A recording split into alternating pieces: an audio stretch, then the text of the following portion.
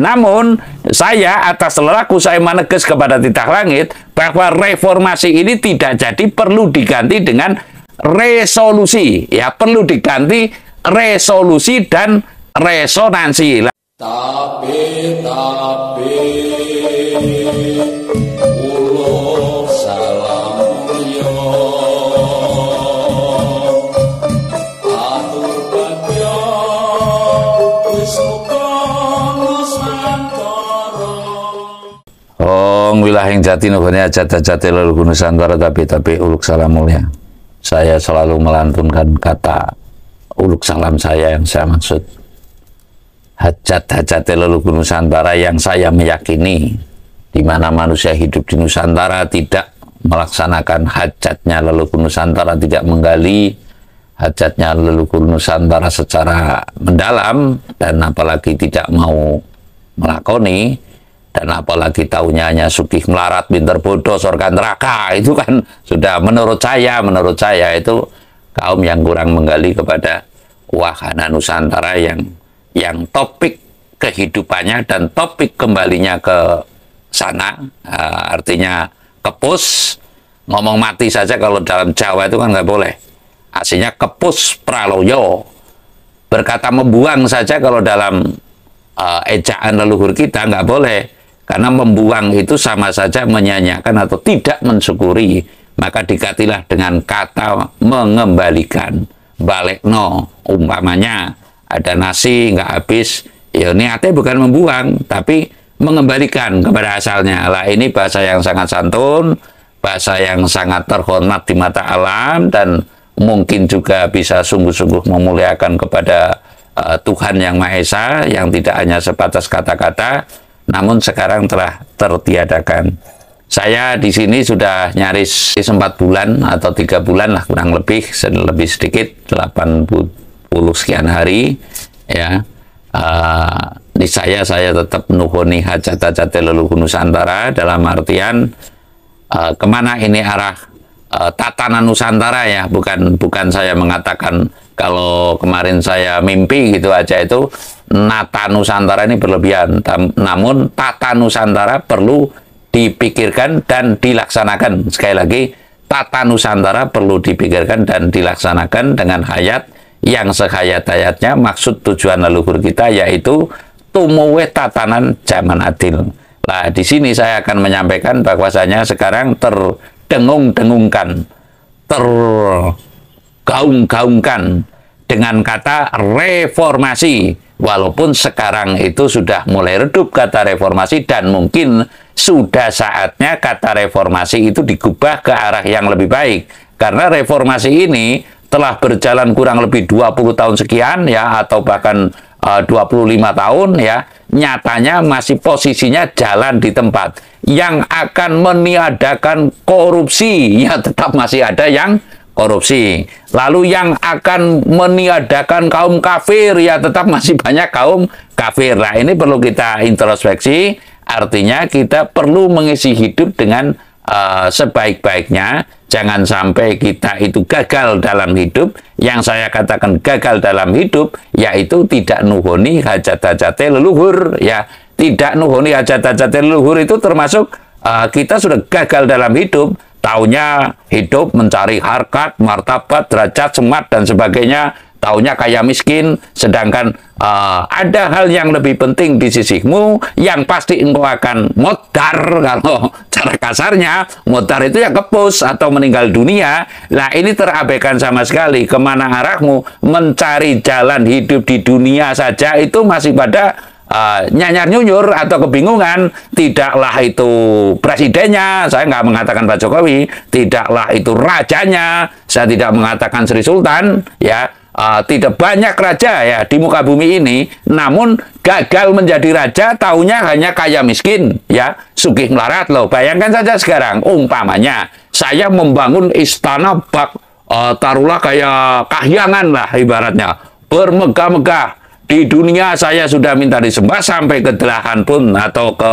Liang Lahat saya bisa minta disembah, taruhlah. Ini sudah penilaian terkhusus bagi alam dan Tuhan. ya. Saya di sini mengingatkan secara seksama, bukan berarti saya itu menggurui, enggak ada istilah guru dan murid. Namun ya, kasus nyatanya sekarang maka Mekah di situ berjajar bukan pulau-pulau, tapi para kere-kere, taruhlah kalau saya ngomong, para kere-kere yang perlu disantuni, yang perlu dientaskan, yang perlu didisposisikan pola pikir dan hayat hidupnya, ternyata terlalaikan. Apakah ini sudah memenuhi target seorang raja yang saya maksud ya? Apakah ini sudah memenuhi target dari seorang gubernur, seorang bupati? Saya tidak mengatakan si A, si B, Pak Ganjar, enggak ya.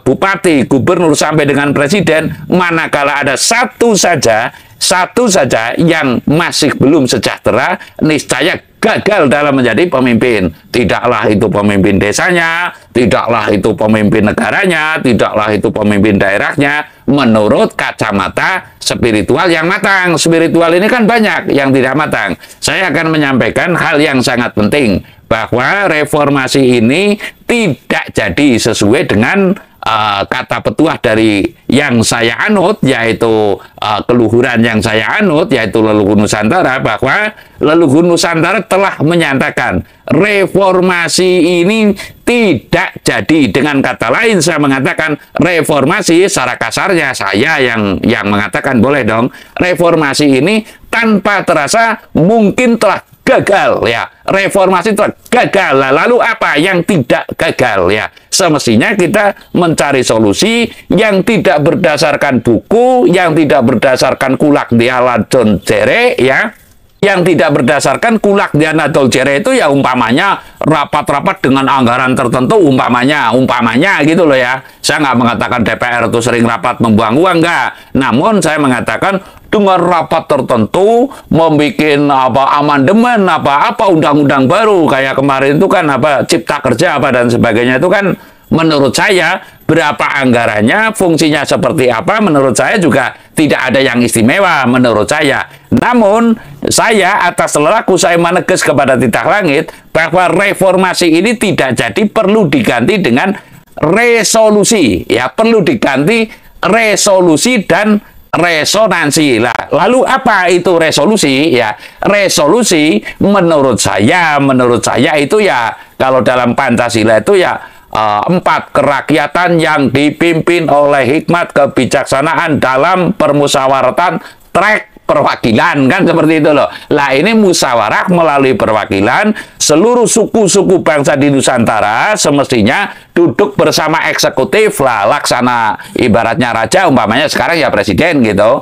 Nanti mencari solusi secara bersama bagaimana tatanan Nusantara ini menurut akses budayanya, menurut akses sosialnya, menurut akses ekonominya. Sebab tanpa terasa sesungguhnya leluhur kita telah mewujudkan ya, atau mencerminkan, atau telah memberikan suri toladan bahwa ada unsur-unsur sosial budaya, bagaimana cara mempertahankannya, namun kita mengabaikan. Contoh yang sering saya katakan, bahwasanya gawe dalan itu namanya kerigan, membuat jalan itu namanya kerigan, dikerjakan secara seksama, lalu nanti yang punya kerikil bawa kerikil mungkin, dan sebagainya, tidak perlu tender system ya. Kalau sekarang kan jalan sudah tol taruhlah, dengan tender system, dan nanti siapa yang masuk bayarlah. Kalau yang nggak punya duit, berarti nggak bisa sejahtera di bumi Indonesia lah. Ini sebuah hal yang perlu kita renungkan. Maksudnya efek daripada ini semua kan tentu membawa efek. Jadi perlunya adanya kata yang tegas, kata yang lugas, bahwasanya reformasi ini sudah tidak jadi. Sekali lagi, reformasi sudah tidak jadi lah. Lalu yang jadi semestinya kita mengubah menjadi resolusi ya.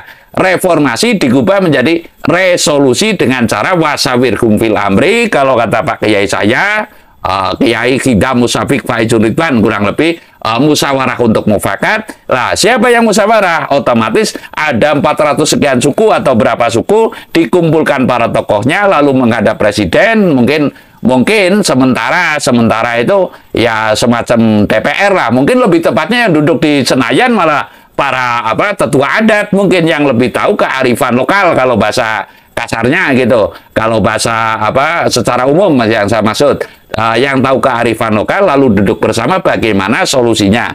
Lalu resonansi ini kalau nggak keliru ini getaran. Getaran dalam arti adalah tindakan secara seksama baik dari eksekutif maupun kepala suku atau legislatif ya. Legislatif ya ini saya bayangkan sebagai kepala suku saja gitu loh. Kepala suku-suku lalu melakukan tindakan yang menggetarkan, artinya tindakan secara seksama. Sebagai contoh dulu Pak Karno mewujudkan atau membentuk Partai Nasional Indonesia gagal dalam perjuangan. Namun ketika Bung Karno mencetuskan tentara sukarela, ternyata itu yang bisa mewujudkan kemerdekaan. Lah ini satu hal yang nyata ya, artinya kita memang perlu menggali lebih jauh bahwasanya kepentingan hidup di muka bumi ini kita itu untuk apa gitu loh. Untuk kalau istilah Jawa, wong prawiro mati ngerungkebi bangsa lan negara lah. Sementara ini bangsa dan negara tidak hal yang rahasia lagi,